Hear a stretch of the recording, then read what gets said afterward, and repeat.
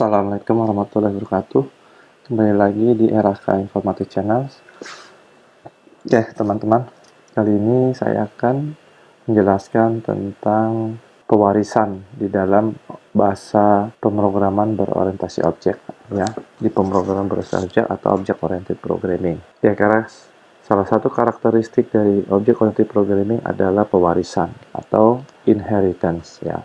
Yang mana model seperti ini tidak ada di dalam bahasa pemrograman terstruktur atau prosedural. Apa sih itu inheritance? Gunanya untuk apa di dalam object oriented programming? Ya, jadi manfaatnya seperti apa? Oke, sebelum kita ke situ kita lihat dulu ke model prosedural, ya, prosedural pemrograman. Oke, di sini ada ilustrasi, Anda lihat. Misalnya, nah ada 3 kotak ya di sini. Nah, kotak ini seandainya kotak ini kita ibaratkan adalah program, di mana program ini yang sebelah kiri ini ya, saya tulis misalnya dengan bahasa pemrograman yang terstruktur atau prosedural. Misalnya saya buat program manusia yang mana berisi data di situ ada nama, alamat, dan fungsi untuk menampilkan nama dan alamat ya dari program manusia itu sendiri ya. Ya, jadi fungsinya di sini fungsi data manusia untuk menampilkan nama, alamat dari manusia tersebut. Oke, ini adalah program manusia. Nah, kemudian kita ingin membuat misalnya dalam satu perguruan tinggi saja, ya, kita ingin membuat program dosen dan mahasiswa, ya. Nah, sebelumnya kita sudah buat ini program manusia data ini. Nah, pada saat kita buat program dosen, nah dosen itu kan ciri-cirinya ada nama, alamat, NIDN, dan prodi. Serta mungkin di sini saya tambahkan saja fungsi untuk menampilkan data-data dosen tersebut. Seperti itu. Nah, kita buat lagi di sini. Kita deklarasikan lagi di program dosen itu nama, alamat, kemudian NIDN, prodi, dan seterusnya ya. Kita buat lagi program mahasiswa. Kita buat lagi sini karakteristiknya kan nama, alamat, NPM, prodi, dan fungsi untuk menampilkan data mahasiswa. Nah, di sini kita bisa lihat, kita perhatikan bahwa dari ketiga program ini, ya, ada deklarasi yang kita lakukan sampai berulang kali. Yaitu yang mana ini? Ya, untuk deklarasi atribut nama dan alamat ya. Jadi di sini Anda lihat di program manusia ada nama alamat, di program dosen ada nama alamat, di program mahasiswa ada nama dan alamat ya. Nah, ini contoh sederhananya ya. Jadi, nah hal seperti ini kan ya, kalau kita lihat tidak dikatakan tidak efisien. Kita harus di dalam satu sistem yang kita bangun ya, sistem kita bangun dari beberapa program ya, manusia, dosen, dan mahasiswa, ada deklarasi yang kita lakukan berulang kali. Nah, di dalam object oriented programming hal seperti ini bisa dihindari ya. Jadi kan tidak efisien kita buat program lagi dengan mengulangi deklarasi yang seharusnya sama ya dengan program-program sebelumnya. Nah, kemudian kita melihat ke sebelah kanan. Coba kita sebelah kanan. Di sini kita coba membuat pemrograman yang berorientasi objek. Oke. Nah, kita tahu bahwa dalam object oriented programming semua program itu harus dimulai dengan kelas ya. Kalau ini kan tidak pakai kelas, ini pakai kelas. Jadi ini simbol UML ya yang umum digunakan dalam desain object oriented. Oke, misalnya kita buat di sini untuk program manusia, kita buat kelas manusia di mana ada atribut nama, alamat, dan data manusia. Ya, prinsipnya kita membangun sistem yang sama ya, seperti dengan yang di prosedural, tapi kita di sini berbasis objek. Kemudian kita buat lagi ada dosen dan mahasiswa. Anda lihat di sini. Dosen dan mahasiswa ini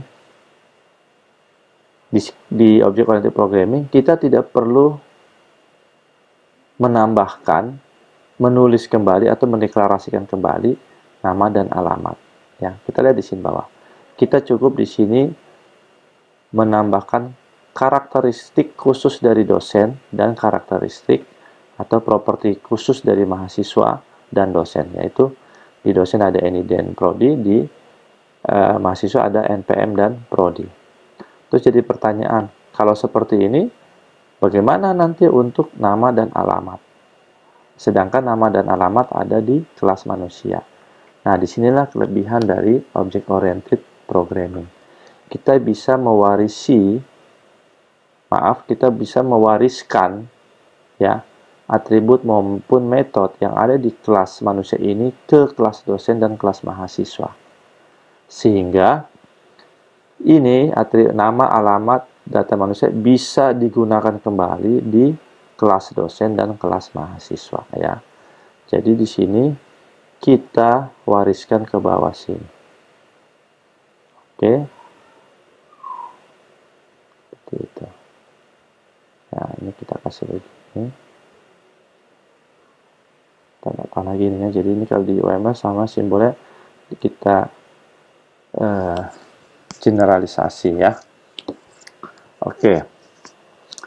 Jadi ini kita mewariskan ya. Nah, ini yang dikatakan dengan nanti disebut dengan istilah inheritance, pewarisan. Oke. Ini yang dikatakan dengan inheritance ya. Ini. Oke. Nah, bagaimana menggunakan decoding untuk menggunakan inheritance ini? Kita menggunakan keyword yang namanya extends. Ya, seperti itu. Nah, oke. Jadi kita bisa lihat bahwa di sini prosedural, bayangkan kalau untuk prosedural misalnya, kita buat lagi ada program-program yang di dalam definisi-definisi variabelnya itu ada yang sama seperti ini ya. Kan kita harus mengulang sampai beberapa kali tidak efisien. Bandingkan dengan yang Object Oriented Programming. Pada saat kita buat ada pengulangan-pengulangan untuk atribut-atribut yang sama, dan bisa kita lihat bahwa dosen dan mahasiswa ini kan juga merupakan bagian dari manusia. Nah, jadi kita tidak perlu melakukan sampai pengulangan dari definisi variabel maupun metode tersebut ya. Nah, sebenarnya untuk di sini saya menjelaskan hanya pada bagian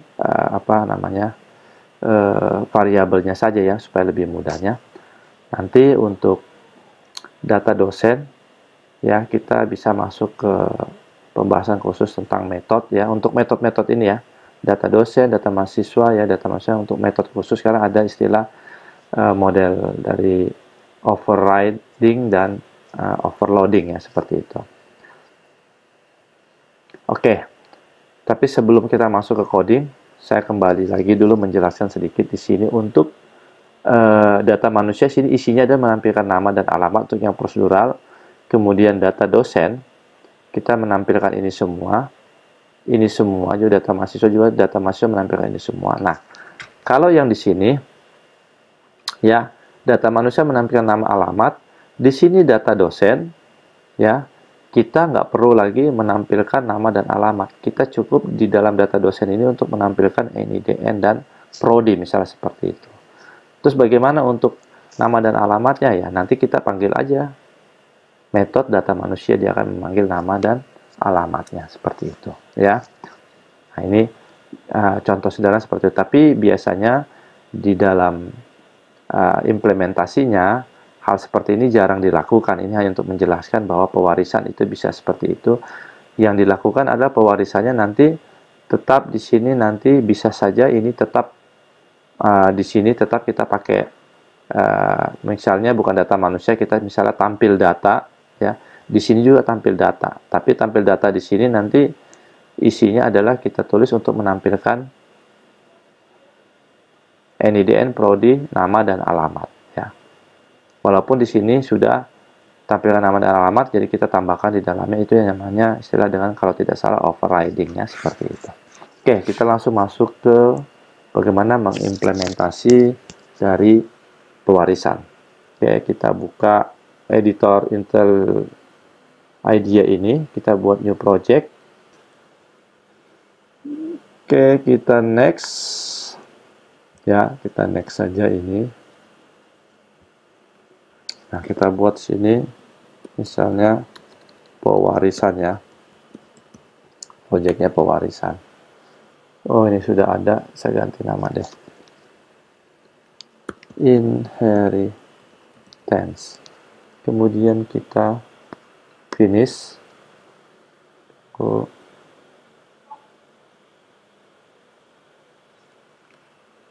sudah. Kita ke sini.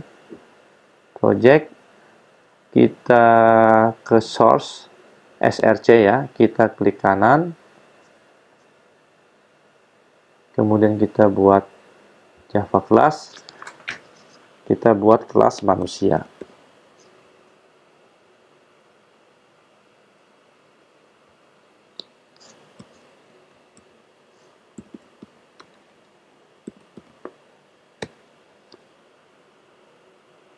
Oke, di sini kita deklarasikan.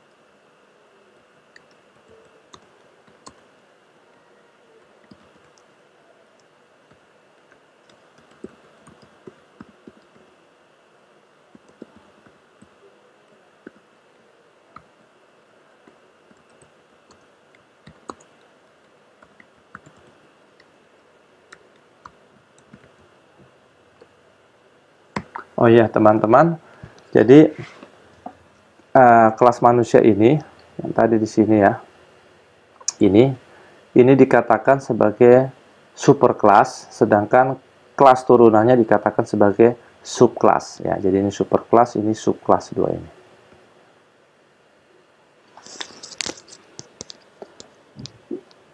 Nah kemudian kita cek dulu, ini kita recompile manusianya. Ada error ya di sini. Errornya apa? Kurang void ya. Ini harus ada void. Oke, saya build ulang. Bisa compile ulang. Oke, perfect ya. Recompile finish, tidak ada error. Sekarang kita buat subclassnya atau kelas anaknya ya. Ini kan kelas induknya. Dimana ini adalah misalnya saya buat dosen, kelas dosen. Nah, karena dia ingin mewarisi, jadi untuk mewarisi kelas manusia di sini kita harus pakai keyword extend apa manusia gitu ya. Oke, jadi kita langsung di sini cukup mendeklarasikan atribut atau variabel yang khusus dari dosennya saja ya. Jadi NIDN, ini string, saya buat string aja semua ya. Kemudian ini ada jurusan atau prodi saja ya. Kemudian kita data dosennya kita ikutin tadi. Ini ini public void data dosen, isinya menampilkan apa?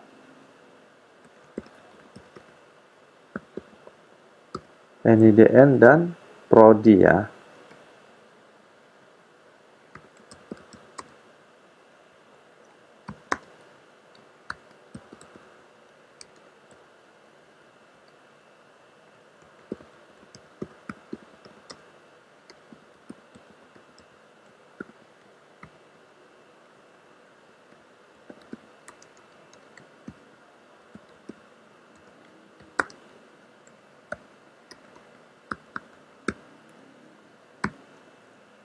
Oke, kita compile.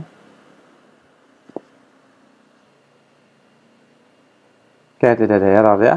Nah, sekarang kita buat main metodenya untuk mengimplementasikan untuk meng-create objek ya. Kemudian kita tes, kita coba jalankan, kita berikan nilai pada atribut dan kita jalankan metodenya. Oke.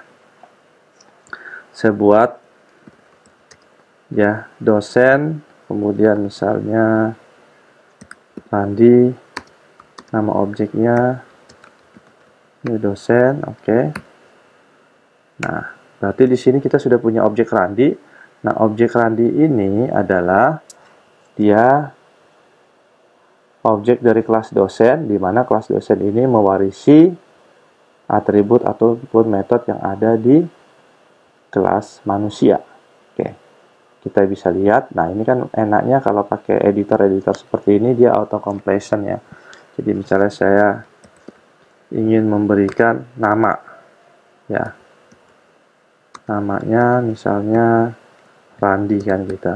Oke, coba kita build, kita compile. Oke, tidak ada yang error, padahal di sini tidak ada deklarasi nama. Deklarasi nama ada di kelas manusia. Ini bisa karena ada extend manusia. Nah, ini kalau kita hapus ya, kemudian saya compile, yang terjadi adalah dikatakan ya pada baris 12 ini cannot find simbol variabel nama. Jadi tidak ditemukan variabel nama. Kenapa? Karena dia ada di kelas sebelah dan ini tidak mewarisi ya atribut maupun metode dari kelas manusia. Nah, makanya di sini harus kita kasih extend manusia ya, supaya dia dapat berjalan dengan baik. Di sini ada expected kurang S.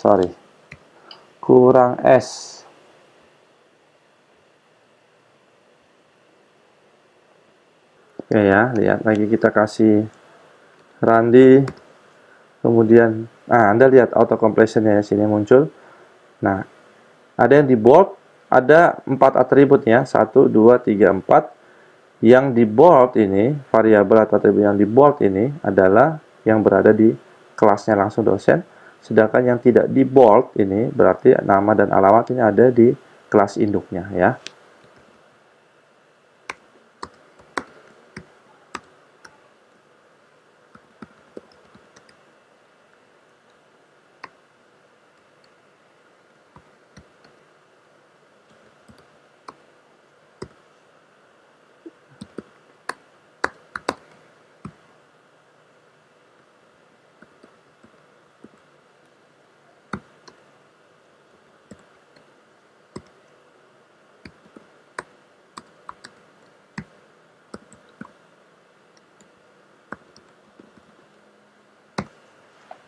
Oke, kita compile ya. Kita cek, lihat. Tidak ada error ya. Nah, sekarang kita jalankan data manusia. Kita lihat. Saya langsung run saja. Nah, ini bisa run karena sudah ada kelas main-nya ya. Kalau kelas main-nya belum ada, tidak muncul nih. Misalnya saya kasih seperti ini komen. Oke, saya klik kanan, tidak ada kelas run-nya ya, karena kelas run-nya ada di method main ini. Oke, saya kembalikan, ini bisa run. Oke.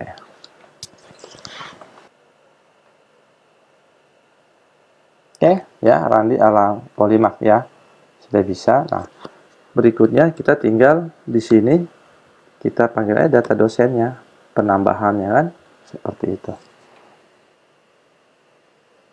Oke, sekarang sudah ya muncul.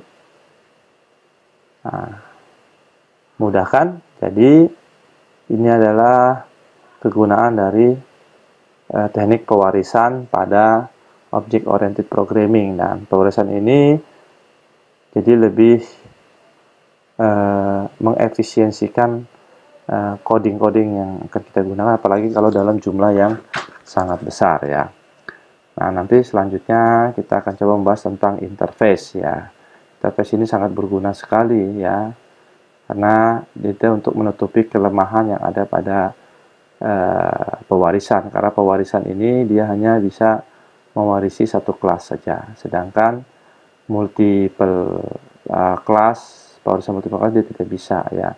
Nanti kita menggunakan interface sehingga kita bisa mengambil fungsi, mewariskan fungsi dari kelas interface tersebut ya. Oke, semoga bermanfaat dan bisa dipahami. Jika ada yang mau dikritik atau mau dikomen, silakan kasih komen di bawah ya. Oke, sampai ketemu di video-video selanjutnya. Salam belajar. Wassalamualaikum warahmatullahi wabarakatuh.